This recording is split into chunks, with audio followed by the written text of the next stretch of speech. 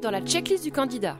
Dans ce podcast, notre objectif est de vous aider, candidats ou futurs candidats à l'embauche, à passer vos entretiens de recrutement dans les meilleures conditions. Simple, court et efficace. Tous nos conseils en 5 minutes pour y aller serein. Aujourd'hui, focus sur la tenue vestimentaire en entretien d'embauche. Car une fois n'est pas coutume, l'habit fait toujours le moine. Vous avez décroché un entretien d'embauche pour le job de vos rêves et vous ne savez pas comment vous habiller. Mettre un costume, ça fait ringard. Ma jupe est-elle trop courte? Porter des baskets, ça passe. Mes tatouages, ça craint. Autant de questions légitimes que vous vous posez sûrement à l'approche du jour J. Même si c'est légalement interdit, dans les faits, l'habit fait toujours le moine et la première impression, ça compte vraiment. Mieux vaut donc avoir les bons codes vestimentaires pour mettre le recruteur dans sa poche et optimiser ses chances de décrocher le poste. Nous vous donnons 6 conseils pour ne pas commettre d'impair le jour J. Premier conseil, à chaque secteur, son look et ses codes.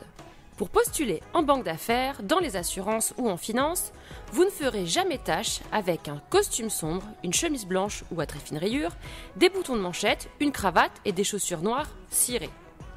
Pour les femmes, le tailleur jupe ou pantalon est un grand classique avec le combo robe petite veste.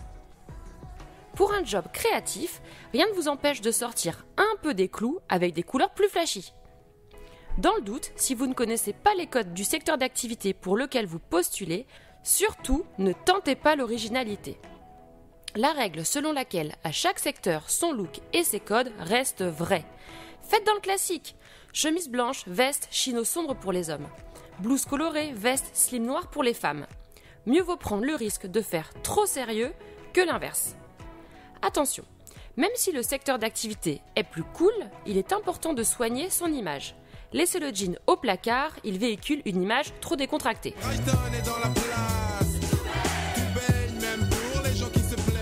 Deuxième conseil, à l'aise en toutes circonstances. Quelle que soit la tenue sélectionnée pour l'entretien, vous devez l'assumer et vous sentir à l'aise avec. Donc on oublie les jupes qui remontent trop haut, les cols de chemise trop étriqués, les chaussures neuves ou les escarpins de 10. Soyez à l'aise, mais pas trop à l'aise non plus. Oubliez les baskets, le jogging et le short en été, même sous 30 degrés. Troisième conseil, clean de la tête aux pieds. Quand on parle de look, on parle de total look. De la tenue, en passant par les chaussures et même le vernis. Rien de pire qu'un candidat avec des mocassins troués ou pas cirés, qu'une candidate avec un vernis effrité ou un talon bancal. Cela dénote un manque total de soin et de respect pour son interlocuteur. Donc, fignolez le moindre détail. Quatrième conseil, cabinet et entreprise, même tenue. Pas question d'avoir une tenue plus décontractée sous prétexte que l'entretien se passe dans un cabinet de recrutement. Optez pour une tenue similaire à celle que vous auriez mise si vous aviez rencontré le recruteur en direct. N'oubliez jamais que le cabinet transmettra cette image à l'entreprise. N'hésitez pas à l'interroger sur le dress code en vigueur chez son client.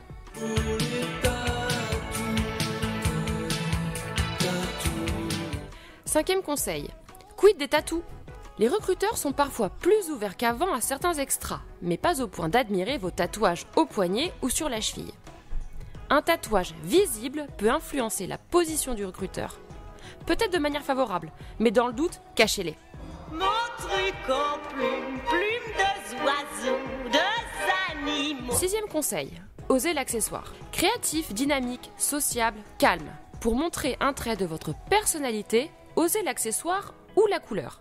Un bijou. Collier, bracelet, bouton de manchette pour les hommes. Attention à la surcharge, l'idée de ne pas ressembler à un sapin de Noël. Un joli sac ou une pochette. Le seul interdit, les imprimés panthère ou paillettes. Jouez l'élégance. Un vêtement coloré. On choisit en général 3 couleurs maximum à assortir dans sa tenue. 2 plutôt classiques, noir, blanc ou bleu marine. Une 3e couleur peut être réservée à un accessoire en fonction de l'image que l'on veut renvoyer. Bleu pour la communication, rouge pour l'énergie ou encore vert pour l'authenticité. Vous venez d'écouter l'épisode 1 de la checklist du candidat, podcast que vous pouvez réécouter sur cadreemploi.fr.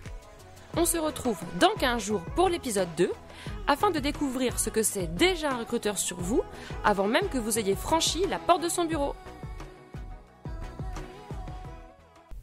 Un podcast de Cadre Emploi.